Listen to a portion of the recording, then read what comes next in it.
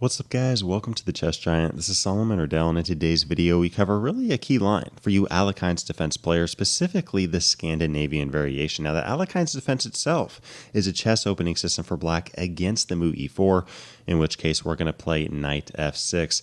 And this move here is not the main option that we're going to be covering in today's video, but we do have to be prepared for this move e5. And I mean, this is the big question. Why can't white just play a move like e5 and start kicking our knight all over the board? I mean, right here after a move like knight b6, white could even play d4 followed by f4 with the 4 pawns attack. I mean, just a huge presence right in the center of the board.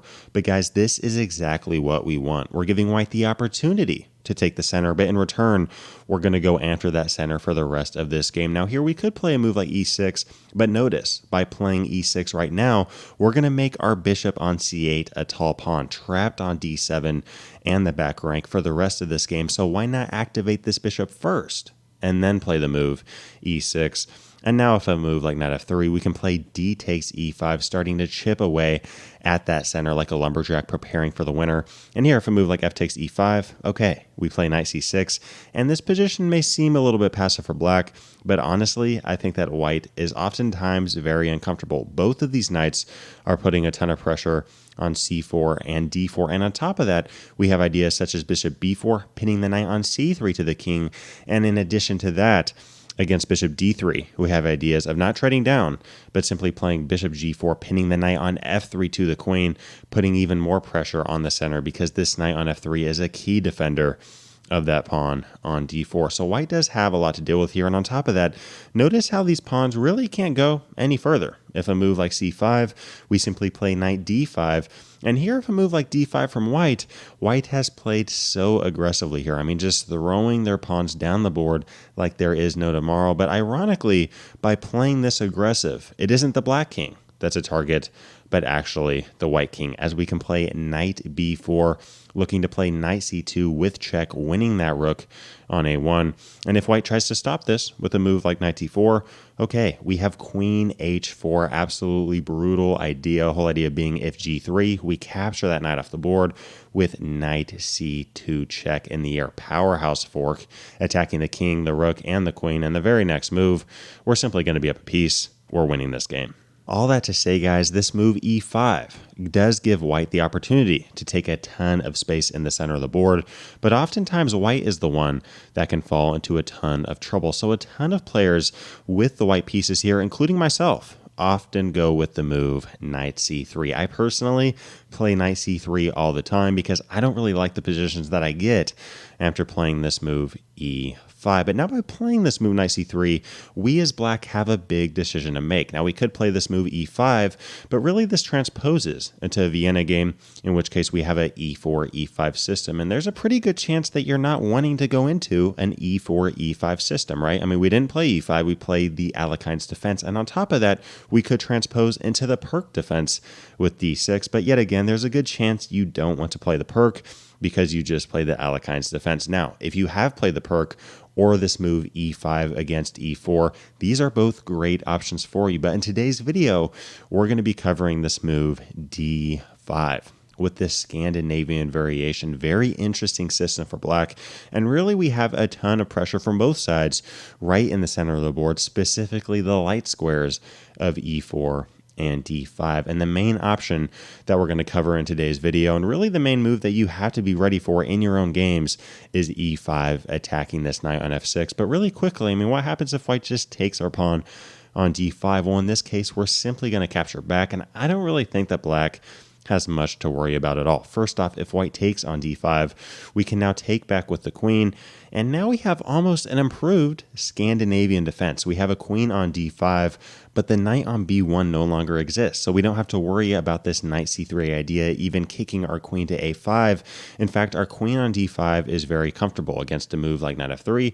We can now play moves like knight c6, e5, bishop g4, just take full control of the center of the board, really start to play active chess, and it's move 5, and black has achieved equality. Now, if white decides not to take on d5, but instead continues here with a move like bishop c4, trying to keep material on the board. We now have a choice. Now, one of the options is knight takes c3. I personally don't really like this option because of this potential idea of queen f3. White not really even worried about our knight, but simply eyeing this pawn on f7.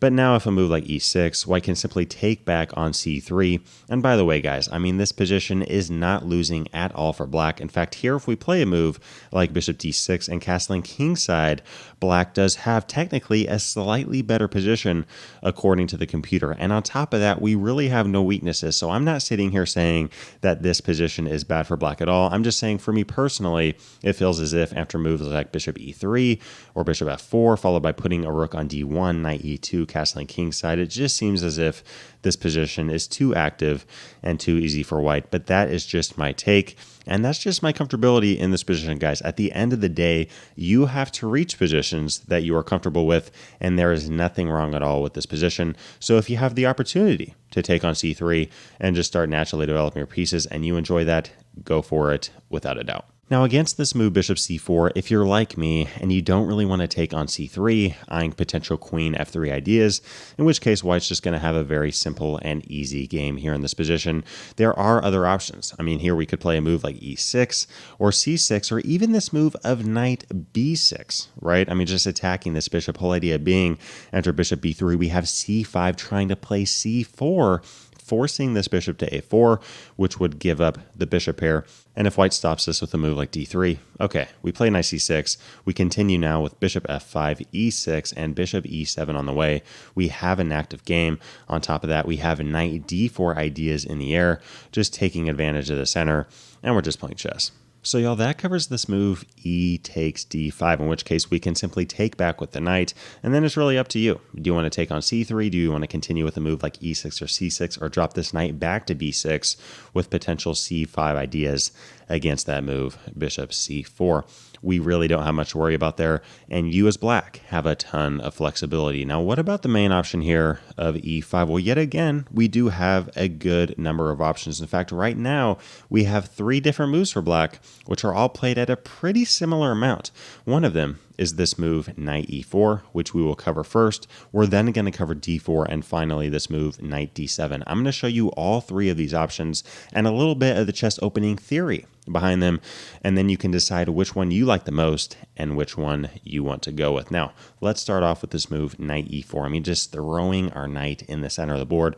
Now, guys, here for white, the best move is actually knight ce2, but this is not a very human-like move. I mean, you're not usually going to see white players playing knight c to e2, blocking in their bishop and their queen at move 4 in the game. This is the best option, and we're going to cover this later in the video, but what are some of the more practical options that you can see if your opponent is not very well prepared for the Scandinavian variation of the Alekhine's defense? One option you may see quite a bit is actually white just taking the knight on e4, in which case we're going to capture back with the d-pawn. Notice, by the way, if queen e2 trying to pick this pawn off, we can simply continue with queen d5, and if f3, bishop f5, we have a very active game here, defending this pawn on e4, attacking this pawn on e5, and I think yet again black has achieved at the very least equality in this position. Now, if white doesn't try to pick off the pawn with a move like queen e2, which, by the way, is very easy to defend with moves like queen d5 and bishop f5, and here just continues with a move like d4, we're going to waste no time in using the rule of en passant by taking that d-pawn right off the board. And now if a move like bishop takes, okay, we're going to play knight c6, attacking the centralized pawn on e5. And here, if we see a move like f4, play knight b4, activating our knight yet again and really trying to go up the bishop pair. This is exactly what we want. I mean, if white plays a move like knight f3, okay, we take that bishop off the board, and now we just play natural chess. Very easy moves, b6, e6, getting those bishops right behind those 2 pawns. Notice here how these moves are very easy to play, and there's really nothing that white can do about it. In fact, right now we're going to continue with moves like castling kingside. We have options like queen d7 or queen d5 or even bishop d5, and notice the activity of this bishop on b7. I mean, just pouncing down on d5, e4, f3, and I really don't see how white is going to be able to get rid of this bishop for a very, very long time. Now, if white decides not to give us our bishop on d3 and give us a very easy game with b6 and e6 ideas, and here continues with a move like bishop b5 check, we're now going to continue with c6. And some of you may be wondering, okay, wait, what happens after queen takes and king takes d8? I usually don't recommend allowing your opponent to take your queen off the board with their queen and make it so that your king can no longer castle. But guys, in this position, that square on c7 is actually going to be a pretty good outpost for our king. Very hard for white to attack it, especially with these pawns on f4 and e5, aka there's no bishop f4 check ideas in the air. I mean, here if a move like bishop a4, we can actually continue with bishop f5, teaming up on this pawn on c2. If a move like c3, that gives up the square of d3, so we have knight d3 with check and a very active game. And here if white tries to defend it with a natural move like king d1, we're going to bring our king to that key outpost on c7. Again, how on earth is white going to attack this king? And the very next move, we're going to attack the white king by playing rook d8 check. Now, obviously, if this king moves to e2 or e1, we're simply going to capture that pawn on c2. And here if we move like bishop d2, we have knight d5 threatening to capture on f4. And guys, this is the type of position that you're wanting to get in the Alekhine's defense. You're wanting white to overextend their pawns, trade down material, and go after those pawns as big targets. Obviously, right now we are attacking that pawn on f4, and if white defends it with a move like g3 even, we have bishop e4, and guys, we're going to win a rook. And here if a move like king e1, we're actually just going to take the pawn on f4 anyways. Whole idea being if bishop takes f4, we have rook d4 attacking both of the bishops. White simply cannot save both, and here black has about a -1 advantage. So guys, that really covers this move, knight takes e4, which you might see quite a bit. Just take that knight right off the board. Be prepared for a move like queen e2 with queen d5. And if a move like d4, use that rule of en passant, develop your pieces, and you're going to be more than okay. Now, what about this move d4? This is also played quite a bit from white, and against this, we're simply going to capture back on c3. And now, in a lot of ways, I actually think that we have an improved French defense type position after this move c5. Why do I say that this is a slightly better version of the French defense? Well, notice here how white's pawn structure is pretty structurally damaged, right? I mean, this pawn on c3 and pawn on c2, these are both double pawns, and usually in the French defense, we can only get these pawns in this manner if we give up our bishop on f8 and capture the knight on c3. But notice here, the only two minor pieces that have fallen off the board is our knight on g8 and their knight on b1. That is it. We still have our bishop on f8, and here we're just going to continue to play natural French defense type chess. I mean, knight c6, right? I mean, a move like bishop f5 never hurts. e6, defending that pawn on c5, a move like queen c7,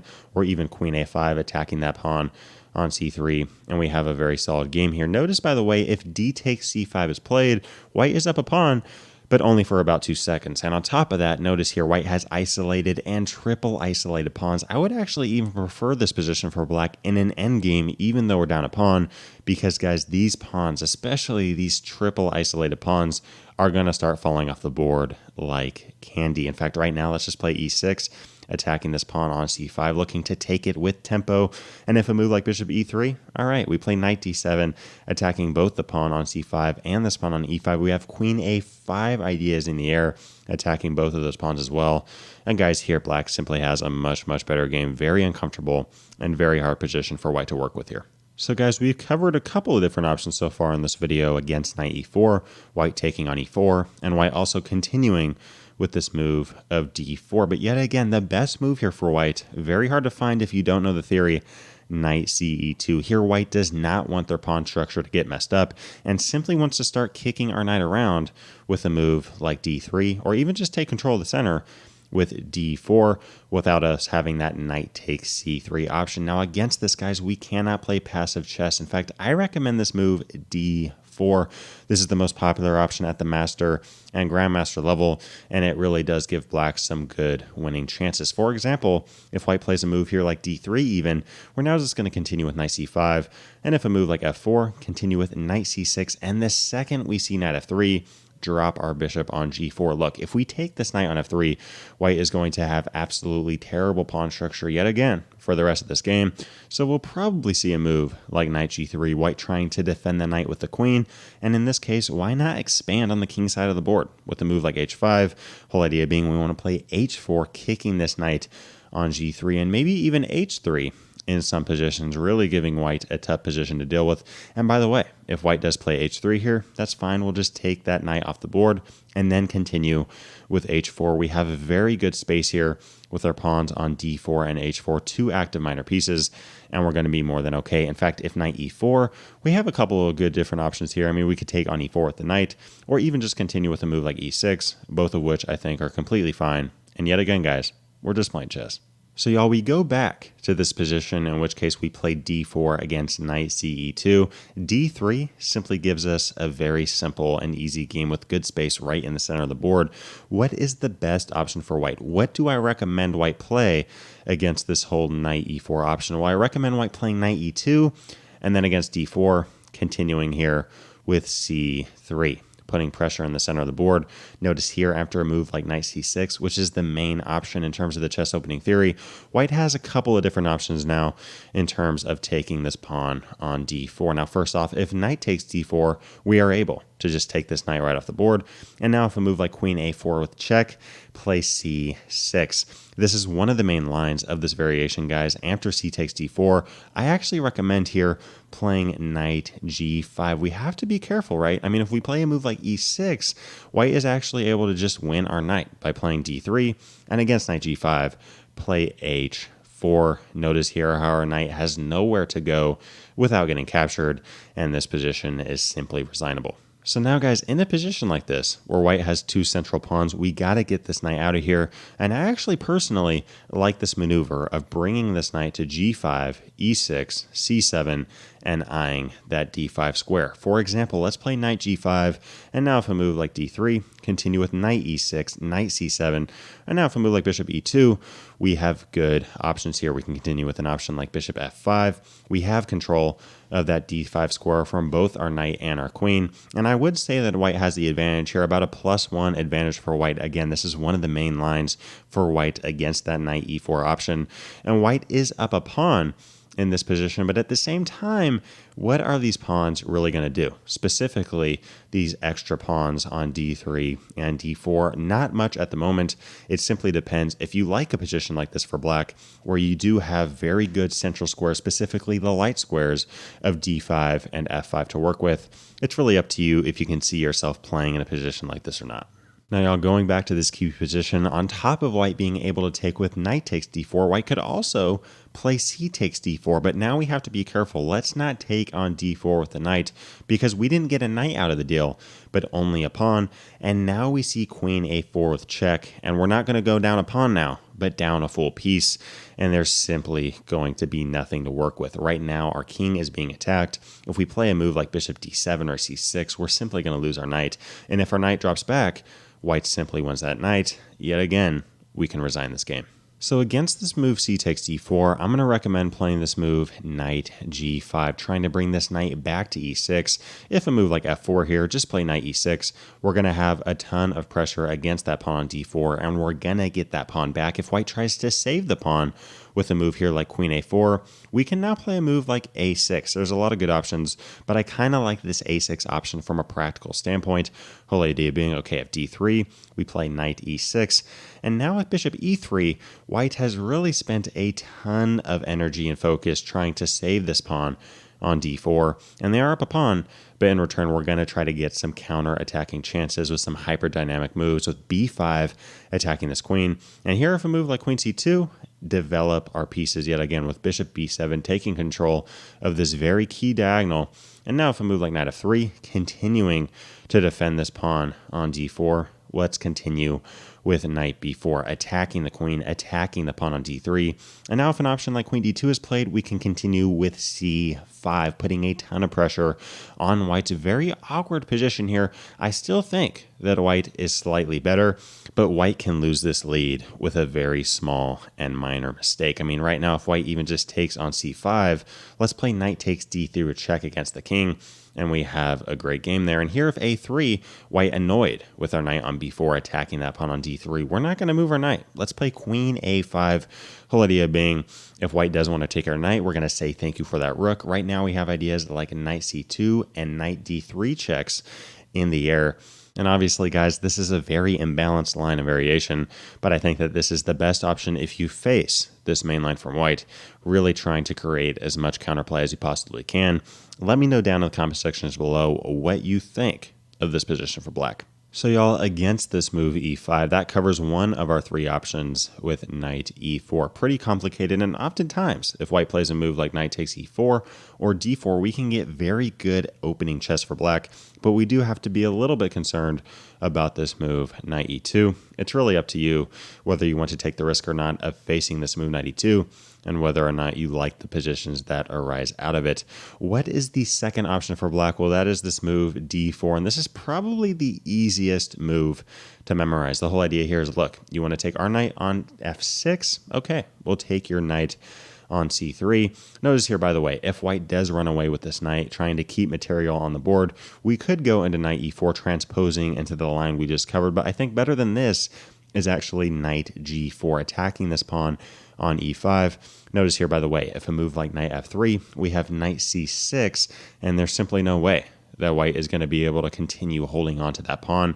We're simply going to go up material. And here, if a move like f4, again, guys, a key idea in the Alekhine's Defense Scandinavian Variation, let's expand on the king side of the board. Let's create some space.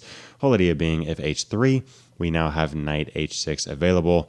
And yes, this knight does seem a little bit awkwardly placed, and some of you may be wondering, why on earth would we ever want to play a move like this? Because the knight on the rim is dim. And this is true, but the very next move, we are eyeing this idea of knight f5, getting our knight into the action, defending the pawn on d4, eyeing this very key square of g3. And guys, this knight is not going anywhere, because if we see a move like g4, we can now thank our pawn on h5 as we can simply take that pawn off the board. And notice how white cannot capture back unless they simply want to lose their rook on h1, and white is on the brink of losing this game. So y'all, going back to this position, if you see a move like knight e2, play knight g4, attacking that pawn, and black has more than equality. What about this move e takes f6? Well, in this case, okay, you take our knight, we're simply going to take yours. And here, if a move like b takes c3, okay, we're going to take the pawn on f6 and have an even game. Where we have to be a little bit careful is if white decides to take on e7 or g7. Here, if white takes with f takes e7, we can simply capture back with either the queen, creating a check against the king, or even just taking on d2. Whole idea being, after queen takes, yet again, we could take on e7, or we could just capture that queen right off the board, continue with bishop takes and bishop e6. We have a very active bishop pair, eyeing both the queen side of the board as well as the king side. And now we have to decide where we want to put our king. I mean, we could just castle king side, or play a move like knight d7 and castle queen side. Yet again, it's really up to you. Pretty even game here.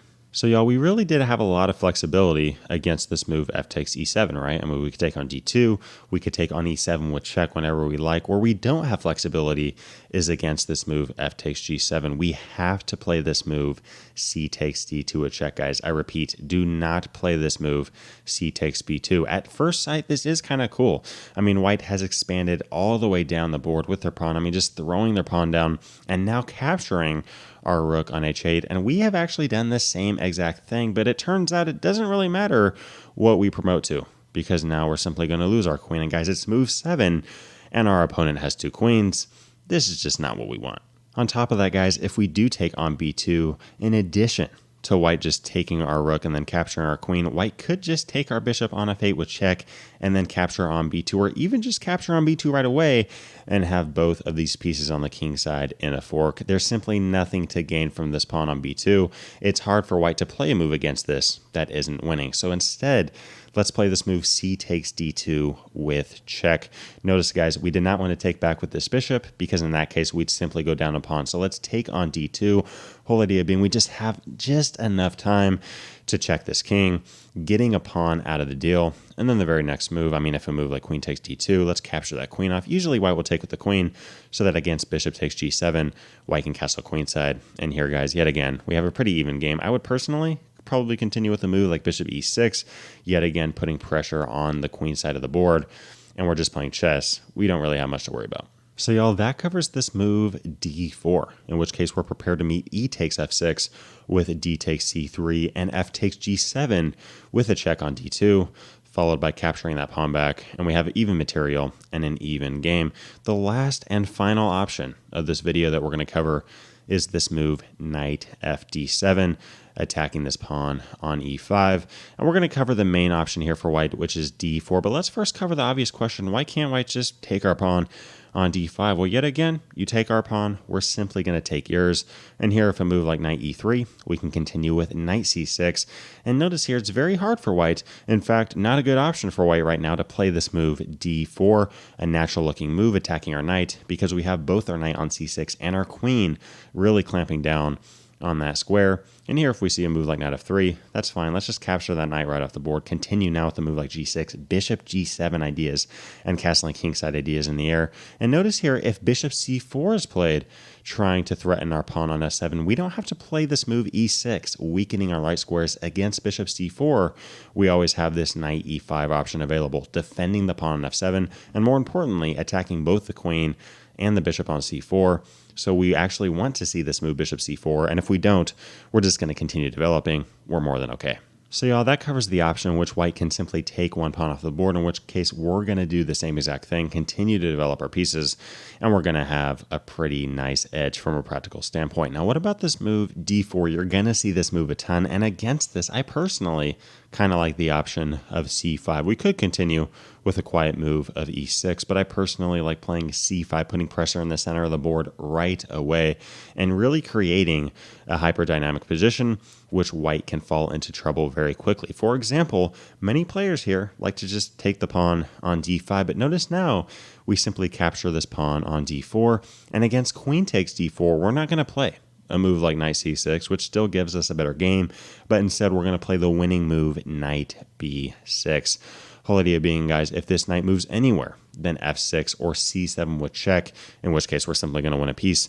We're going to win this queen on d4, right? So this knight really can't move, and if white tries to defend the knight, okay, we play e6, looking to capture this knight the very next move. White is going to lose a piece or lose a queen. It's up to them. In either case, we're winning. So y'all, queen takes d4 doesn't work. On top of that, if white here tries to play a move like e6 or even knight f3, defending this pawn on e5, we have queen a5 options in the air, attacking both the king and then just picking up this knight right away. So guys, queen a5 is a good option, simply winning that piece. Obviously against the move e6 and us playing queen a5, we're only going to win a pawn because the white pawn will take on d7 once we capture up this knight. But in either case, guys, we're going to have a much better game there. What happens if white here continues with a move like bishop c4? They're like, look, I'm too worried about these queen a5 ideas. I don't want the smoke. I'm just going to defend my knight. Well, now we continue with e6, making this knight run away, and then playing knight takes e5, defending the pawn on d4, attacking this bishop on c4, and the very next move continuing with knight c6. We're simply up a pawn. We have full control of the center. In fact, we have two central pawns to 0 for white. We're going to continue to naturally develop our pieces, and I'm taking black here any day of the week. So y'all, if you see this move knight takes d5, take on d4, be prepared to meet queen takes d4 with knight b6, and really no matter what white plays there, I like black's game. Another option here for white is just playing the quiet move knight f3, in which case we're simply going to take back that pawn on d4. Whole idea being, if knight takes d4, thank you for the pawn on e5, and if queen takes d4, we can now continue with e6. Very solid pawn structure here. And against bishop g5, attacking our queen, we could continue here with a move like queen a5, or even continue with knight c6. Nice little move here. Whole idea being, if you want to win our queen, yet again, we're going to win yours. And if the queen runs away, we have queen c7, putting a ton of pressure on the centralized pawn on the e-file. We're just playing chess, and we have very active ideas here on the queen side of the board as well.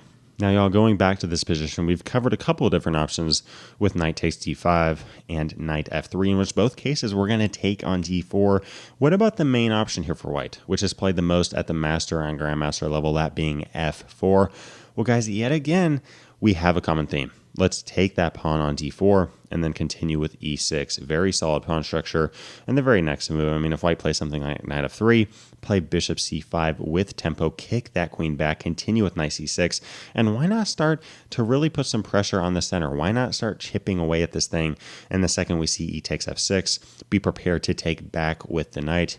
Notice here, if a move like bishop g2, we can simply castle kingside. And this is a very hard position for white to play. If we see a move like bishop e3, we could play knight e4 or even just capture the bishop off the board, right? I mean, if bishop e3, capture the bishop, play d4, attacking both the queen and the knight, and we're going to have a one game there. And bishop d2 as well does not work because yet again, we have knight b4 attacking the queen, attacking the pawn on c2. I mean, this is just a very hard position for white to work with.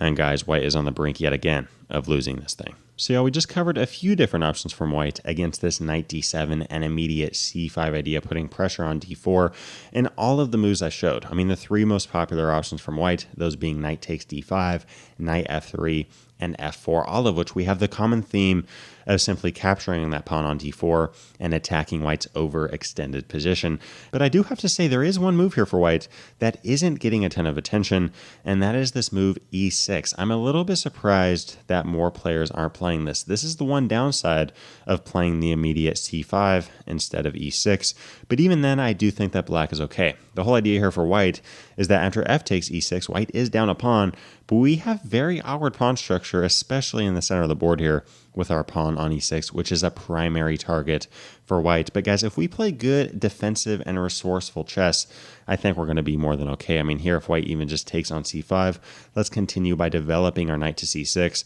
and then continuing with the key idea, I repeat, key idea of playing g6. We have to get this move in, guys, trying to fee and shadow our bishop and castle kingside as quickly as we possibly can. And here there's a few different ways that white tries to attack the position. One of them is this idea of h4 and then playing h5. But against this, guys, let's not take on h5 and open up the position of our king. Let's just take this pawn on c5, now not up one pawn, but up two pawns. White does have some decent attacking chances, but we are up two pawns. And if you plug this into a computer program, it's going to tell you that black has about a minus 0.4, minus 0.6 advantage if white plays this game perfectly. I also think that black has decent attacking chances with this d4 idea in the air, attacking the knight. The biggest thing, guys, in this variation after f takes e6 is dropping our knight on c6, fee and shadowing our bishop, and then trying to play resourceful and counter-attacking chess. And I think here I personally would take black every time. Thanks for watching today's video. If you'd like to see the theory behind that main e5 option discussed at the beginning of this video, click that video to the left. If you'd like to learn our top 10 defensive chess options for black against the move d4, click that video to the right. Leave a comment down below to let me know what other videos you'd like to see covered on this channel. And as always, I appreciate you guys. Thanks for watching. Peace.